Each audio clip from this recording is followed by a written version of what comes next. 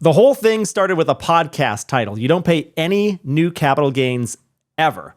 That was my introduction to Opportunity Zones back in 2018. And now, 8 years later, I've written the definitive guide for the OZ 2.0 era. This is the Opportunity Zones Playbook. It's now available on Amazon, Barnes & Noble, and wherever books are sold. And you can learn more and order your copy by visiting OpportunityZonesPlaybook.com. Now, today I'm going to walk you through exactly what's inside the book and who it's for next.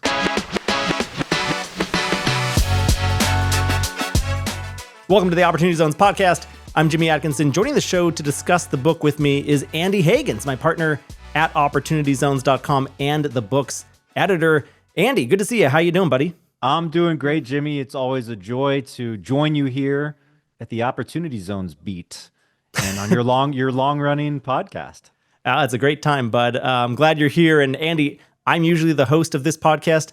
I'm usually the one asking questions, but today I want to flip the script and turn the reins over to you because you're going to interview me about the book. So by all means, proceed. Absolutely. And just to set the stage, so Jimmy, you've written this brand new book, but if there's anybody watching this video who's not familiar with Jimmy Atkinson or with your platform, I just want to explain to everyone, Jimmy Atkinson, you're the OG of Opportunity Zones, or one of the OGs, I should say. You've been in this space for several years now, since 2018, I believe, and you have the largest platform, the largest media platform covering the Opportunity Zone space with OpportunityZones.com. You have a newsletter with 25,000 or so of your closest friends who are the subscribers. You have the world's biggest YouTube channel on Opportunity Zones. You're the creator of OZ Pitch Day, the most successful, longest running event series on Opportunity Zones. You're the creator of OZ Insiders, right? The largest mastermind group on Opportunity Zones. And now you've written this book. So you, Jimmy, you have the credibility and you had the network to write this book, because I understand there were a lot of people who contributed to this. So it wasn't just you, it was sort of a group effort. And I do want to mention on that note, the foreword was written by Senator Tim Scott. Could you tell us just a little bit about the foreword and how Senator Scott was involved with this project? Yeah, I decided to write this book pretty much the day that the One Big Beautiful Bill Act was enacted. And I knew right away that I wanted, it says so right up here, foreword by Senator Tim Scott. I knew I wanted Senator Scott to write the foreword for the book. He was my first choice. I reached out to his staff, and Shay Hawkins was instrumental in helping me to get that done. So many thanks to Shay for continuing to champion the program. And we're really glad that we got Senator Scott, the original co-sponsor of the Opportunity Zone bill and really the architect of the entire program, to contribute the foreword to the book. Awesome. And I want to actually go back to the beginning. As I mentioned, you've been in this space, really a leader in this space since 2018. So take us back to the beginning. Give us your Peter Parker Spider-Man story. What's your origin story? How did you get involved in Opportunity Zones? Yeah, great question. I teased it in the intro. I was just on my couch one night, reading through my phone, scrolling through my feed, and I see this podcast with the really enticing title, Never Pay Capital Gains Again. And I thought, this sounds interesting. And it was an hour-long episode all about Opportunity Zones. This was back in the middle of 2018, a few weeks after the zones had been designated. I fell in love with the program that night, went to my computer to read more about it, do some more research, and there was hardly any information about it because it was so brand new. I decided I'm going to build something about this tax incentive because I find this really interesting, the ability to take capital gains, put them into OZ investments, and then not pay capital gains after holding for 10 years. So I bought a domain name that night, opportunitydb.com, which eventually became opportunityzones.com, and started working on it. And really, the next moment that was the big inflection point for me was a few months later, after I had been toiling away on the website by myself for a few months. I went to the first ever OZ Expo in downtown Los Angeles, and the room was packed. There were 500 people there.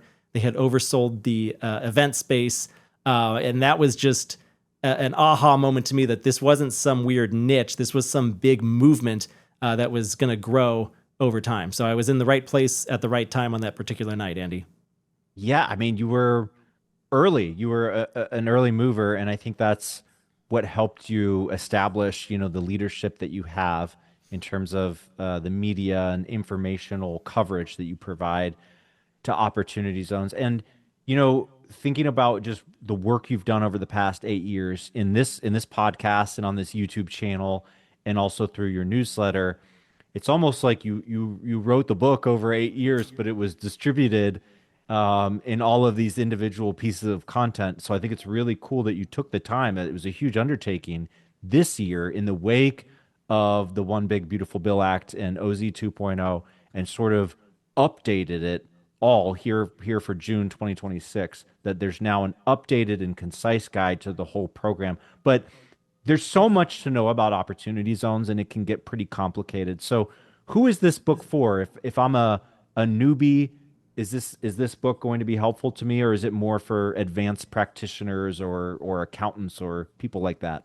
It's really for a lot of different people, and it's really anybody who's interested in Opportunity Zones, whether you are a complete beginner and you just learned about Opportunity Zones a minute ago, or you're very advanced and you've been practicing Opportunity Zones since 2018. I'm actually going to show you guys on my overhead camera here what the book looks like. So this is a copy of the book I'm holding in my hand right now. There's the beautiful spine, the Opportunity Zones Playbook.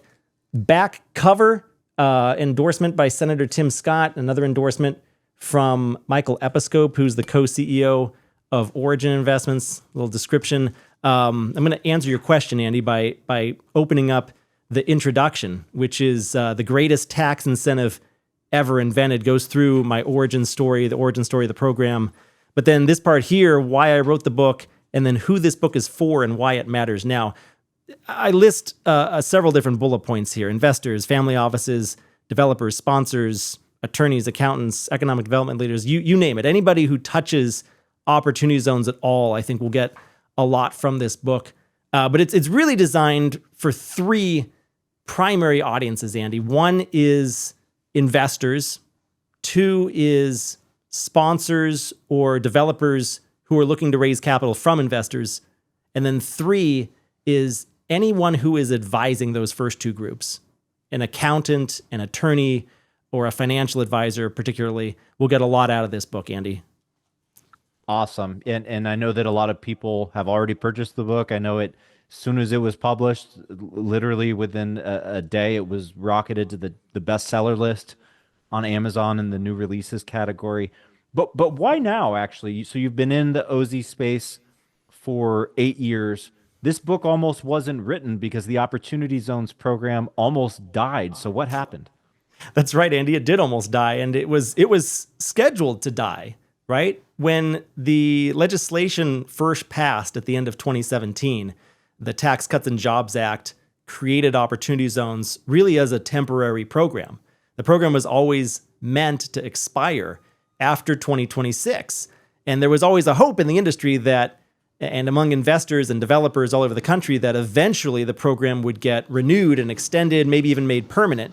But it was always in doubt, right? And especially, as we got closer to 2026, and particularly as we got closer to the 2024 election, the future of the program really hinged on that election and the outcome of that election. And the original 2026 sunset, I would say, really spooked the whole industry. A lot of people started, or I should say, stopped paying attention to Opportunity Zones the closer we got to that end date. Fortunately, fast forward things along a little bit, we did get a huge tax bill signed into law on July 4th, 2025. Of course, that is the OBBBA, the One Big Beautiful Bill Act. That eliminated the sunset. It made the program permanent. And now we have what we are referring to as Opportunity Zones 2.0 or OZ 2.0. So that's why I wrote the book now. Once that legislation was passed, Opportunity Zones became a permanent part of the tax code. I thought, boy, there's nothing written. There's no book that's written specifically for this new OZ 2.0 program. I should write it, given my expertise, given all the network connections I have within my network, all the help that I was able to receive in writing the book. So just to be clear, this book is not an OZ 1.0 book with a chapter bolted on for OZ 2.0. It was written for the OZ 2.0 era from the ground up. That's why this book exists now, Andy. Understood. And talking about Jimmy, as you talked about how it was a little bit of a photo finish there, right? With the program basically going to expire, and then it ended up being renewed and made permanent. And the cool thing is in this book, so you had the foreword by Senator Tim Scott, but you interviewed several other members of Congress, including Representative Mike Kelly, and so really some of the people who were most instrumental in getting the program extended and made permanent. You interview them directly in the book, and they contribute directly to the book. So I think that's pretty cool. Um, One thing that surprised me, Jimmy, in terms of just how practical this book is, um, as your editor, when I first edited, you wrote a whole chapter about who should invest in opportunity zones, but you also wrote who should not invest in opportunity zones. So why would you want to write a book or basically a whole chapter on who should not invest in opportunity zones? Because the first time I saw that, it really surprised me. Yeah, so that you're referring to chapter 4. The title of that chapter is Who Should Invest in Opportunity Zones? And I open up that chapter on page 65. I say the Opportunity Zone program isn't for everyone. And I truly believe that. And there is a section in this chapter on who shouldn't invest when opportunity zones are not the right fit. So I state very explicitly in the book that OZs are not a one-size-fits-all solution for all investors. They're not suitable for all investors. So the types of investors that are well suited for opportunity zones, in my opinion, are high net worth investors who have already accomplished a lot of their long-term financial goals, and they can afford to take on the risk of investing in opportunity zone deals that are not always, but usually development projects or business ventures that do carry on a bit of risk, that are illiquid for 10 years or more in many cases, and that really require you to be an accredited investor in order to participate anyway. So if you're not an accredited investor, if you're not high net worth, if you haven't figured out the very basics of your investment portfolio, your asset allocation, your time horizon, your long-term goals, focus on the basics first. Opportunity zones are kind of the cherry on top of a sundae, if you will, for very high net worth investors who can afford the illiquidity and who are sophisticated enough to understand the types of investments that they're putting their money into. And there's plenty of money out there, and there are plenty of investors out there that fit that profile. But I don't want to steer everybody into opportunity zones, because my belief is that they really aren't for everyone. The 10-year lockup alone is reason enough, I think, for some people just to walk away. Totally. Yeah. And, so I love that, the book, it has some kind of a historical overview of the program and legal overview of the program. But then in part 2, it's very practical for the standpoint of an individual investor. And I mean, honestly, you have to go buy the book to get all of this information, because Jimmy includes a ton of detail. But Jimmy, I wanted to ask you if you could at least give us just like a brief overview of chapter 5. I think this is going to be a lot of people's, maybe most read chapter of the book, which is your 5-step opportunity zone investing framework. Yeah. And before I do that, I'll just kind of zoom out and I'll give you what the 3 parts of the book are. Part 1, as you alluded to, Andy, is foundations. The first 4 chapters are really just building up your foundational knowledge of what opportunity zones are and how they work, how the tax incentive works. Part 2 is geared mainly toward investors with capital gains and how they can participate in the program, how they can make investments and accrue the amazing tax benefits. So that part 2, the next 4 chapters, chapters 5 through 8, are the investor playbook. And then part 3 is focused on developers, fund managers, project sponsors who are using the opportunity zone incentive to raise capital from investors. And that part 3, chapters 9 through 12, is titled the fund and deal sponsor playbook. So Andy, chapter 5 is focused on, once you have decided that you want to do an opportunity zone investment as an investor, here's this 5-step framework that you should walk through. And this is always a part of every OZ Pitch Day event that I host as well. It's part of a larger presentation that I give at the beginning of the day. But step 1 in the 5-step framework is understand how the program grows your wealth. Understand what opportunity zones are and how they work, essentially. Step 2, of course, is generate the gain. Only gains dollars are eligible for the tax incentives associated with opportunity zone investing. So I display some ideas for where your gain could potentially come from. It does not have to come from real estate.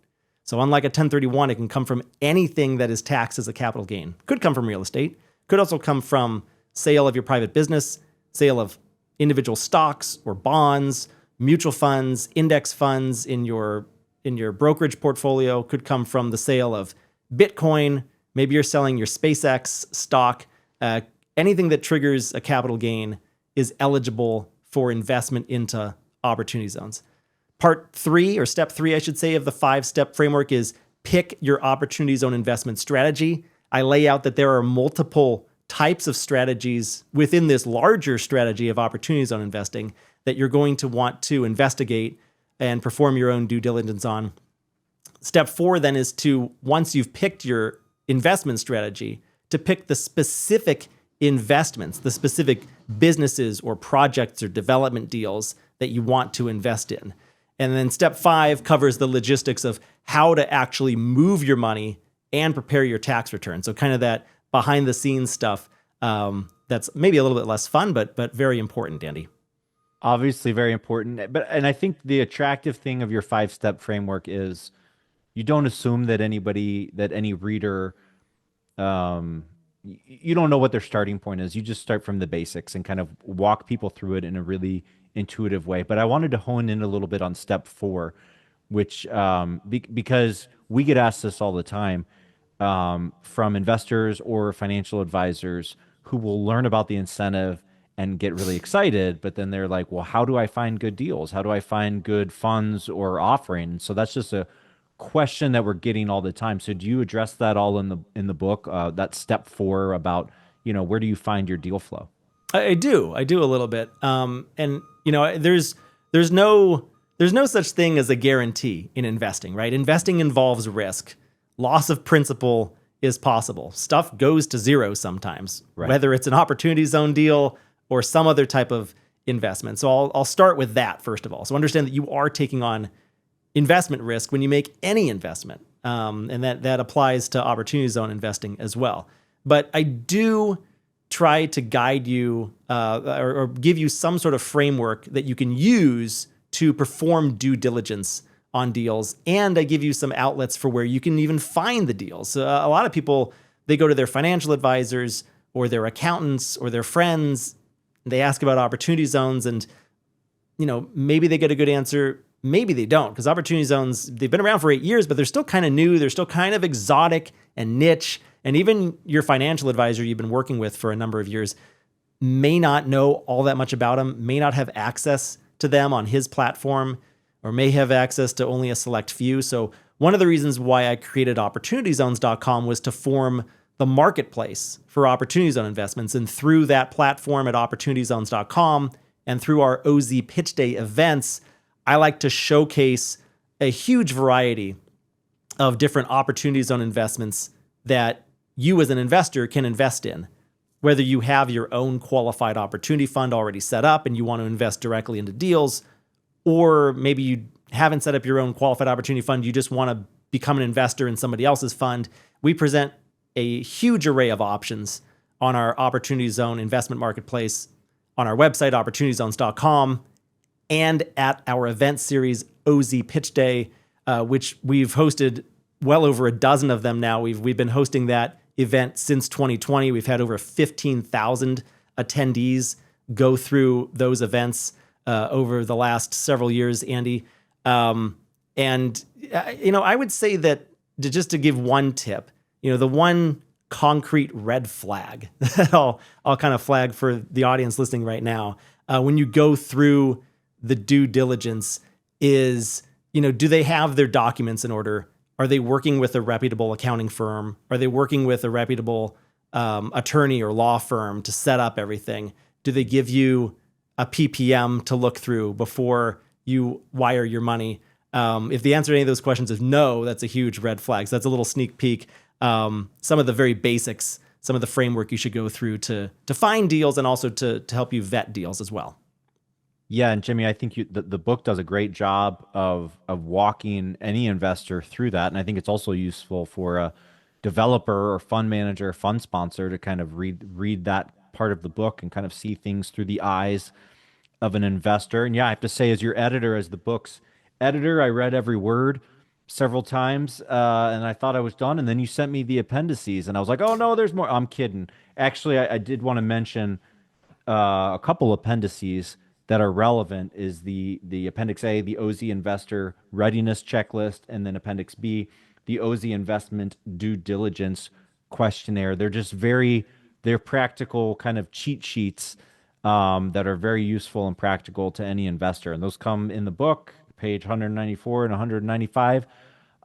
So highly recommend those if you just want a little quick cheat sheet when you're reviewing any Opportunity Zone offering. But Jimmy, I also wanted to ask you, you gave us that broad overview of the book, how it's in 3 sections. Section 1 is foundations and just kind of the basics and the history of the program. Then part 2, the investor playbook for any high net worth investor who has capital gains and is considering investing in an Opportunity Zone fund. Then there's part 3, right? And this is the playbook for deal sponsors and developers and fund managers who are interested in leveraging the program to raise capital for their deals. Talk to me about this section of the book, because I know some of this stuff can get very, very complicated, but at the same time, these are the types of questions that you get constantly, right? Given your platform. Yeah, absolutely, Andy. And I do have a lot of developers, real estate developers, and other types of project sponsors, entrepreneurs who want to raise money for their businesses. I have them come to me all the time and ask me, how do I do this? How do I structure for Opportunity Zones? How do I raise capital? Where do I find investors? And I help walk them through that.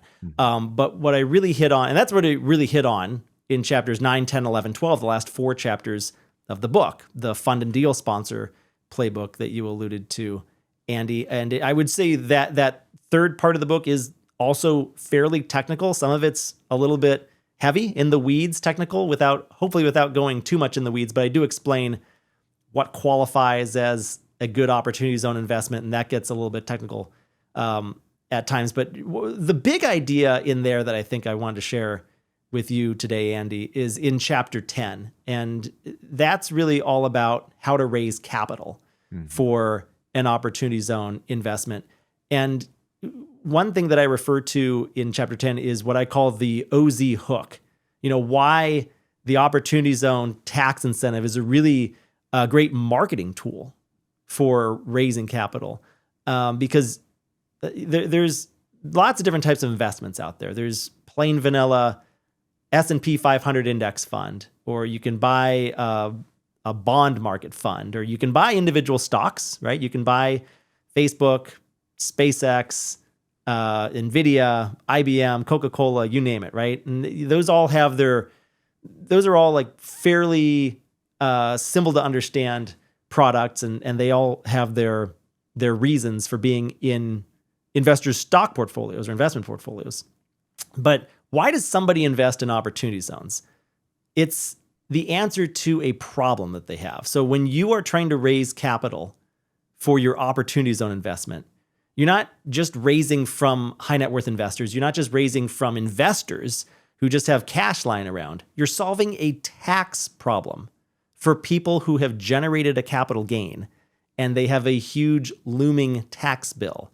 You are the solution to their problem. The pain is the capital gains tax that they're about to pay because they just sold their business, or they just sold some stock, or they just sold Bitcoin, or they just sold their art collection. And your Opportunity Zone investment is the solution. And then I also get into how that 180-day deadline adds built-in urgency that almost no other investment product has. It's urgency that you don't have to just manufacture. It exists as part of the tax code. So now not only does your potential investor have a problem that you can solve, but they have a ticking time clock. They have urgency with which they need to act, which is hugely beneficial when you're trying to raise capital. And if you do things right, and if the market's right also, I feel like opportunity zones, you can stop chasing capital and you just start attracting it. Now, you have a lot of work to do, obviously. It's not ever that simple, but that's how I like to frame how sponsors who are raising capital from OZ investors should think about their investment from the investor's point of view. Yeah, I love it. And, I should tell listeners or viewers that part of the book is very valuable for anyone who's raising capital for an OZ deal because you're speaking from experience, right? It's not theoretical knowledge. Through your OZ Pitch Day event series, you've seen literally, I think, not dozens, probably hundreds of investment presentations for Opportunity Zone funds, and you've assisted or consulted for again, dozens, if not hundreds of Opportunity Zone funds who have been raising capital, for their deals. And so you've seen it all. You've seen the good, you've seen the bad, you've seen what works, you've seen what doesn't work. But overall, you also have seen what's resonated with investors from just talking with hundreds of investors. So I just love that section of the book. It's not theory. It's based on your real world experience in the industry and in seeing deals get funded. On that note, though, Jimmy, you talk about that hook, that urgency, and how Opportunity Zone funds, they solve a problem that the investor has, right? That's what gets them into the fund, right? That's what gets them interested in making that initial Opportunity Zone investment. But 10 years later, how does this actually end, right? Where does the money come out? What is the ultimate outcome for an investor who invests in an Opportunity Zone deal? That's a great question, Andy. And the fact of the matter is, we haven't ever had that 10-year exit yet because we're having this conversation in 2026, 8 years after the program has come into an existence. So you'll have to talk with me again in 2028, and I'll actually give you real world examples of some of the first funds that have exited. But in theory, we're going to have a wave of exits starting in 2028 and continuing into perpetuity as these funds and the investors in the funds, I should say, reach their 10-year hold. And I talk about this at length in chapter 11, the penultimate chapter of the book. I talk about the multiple exit paths and exit strategies that a fund can take or that the underlying project can take in order to trigger the usually taxable event up to the investor that is not taxable as long as the investor has been in for at least 10 years. So, a few exit paths just at a high level. One, the investor can sell his or her interest in the qualified opportunity fund to oftentimes that would be sold back to the developer or sold back to the investors in the fund or sold back to the fund manager, some combination thereof. Option number two is that the QOF, the Qualified Opportunity Fund, could liquidate all of the assets inside. It can sell them off. Maybe there's only one asset, maybe there's multiple assets. Either way, they get liquidated, and then those the proceeds from the transactions trickle up to the investors after 10 years, and that's when they're able to take their tax-free exit. But then you can also liquidate at the underlying subsidiary Qualified Opportunity Zone business level as well. So there's a lot of different ways to skin that cat. They all qualify if the 10-year hold is met. Now, there's some technical nuance to when you have to take that step up in basis to fair market value. Under the OZ 1.0 program, you have until December 31 of 2047 to take that exit. And under OZ 2.0, you have a full 30-year period from the original investment date that you can grow the investment inside tax-free. As I get into all of those details in chapter 11, Andy. I love it. And, the book, it has, in my opinion, it has all of the details that an investor or a sponsor or a professional really needs. But you also you wrote a very readable book. It's very accessible. It's very digestible. So this is the Opportunity Zones Playbook, written by Jimmy Atkinson and the foreword by Senator Tim Scott. edited by Andy Hagans. That's me. Jimmy, where can interested readers buy this book or learn more about this book? Yeah, great question. Thanks for asking, Andy. It is available wherever books are sold. Particularly, it's available on Amazon. It's available on Barnes and Noble. I got an email from a reader the other day that said they bought the iBook version on Apple. So I didn't even know we were on Apple, but I think we're on Apple as well. It got distributed pretty wide, Andy. So if you're interested in learning more about where you can get the book, you can learn more and find links to purchase the book at the book's official website, which is Opportunity Zones Playbook.com. It is available in 3 different formats. We have the hardcover version. We also have a paperback edition and an ebook, or if you're an Amazon customer, the Kindle version is available there as well. So again, that website is OpportunityZonesPlaybook.com. We'll have all of the links you need to order the book. For our audience out there today, if you enjoyed today's show, hit that like button, give us a thumbs up. Be sure to subscribe to us on YouTube or your favorite podcast listening platform to always get the latest episodes. Andy, this was fun, man. Thanks for interviewing me today. Really appreciate it. Thanks. Thanks for having me, Jimmy.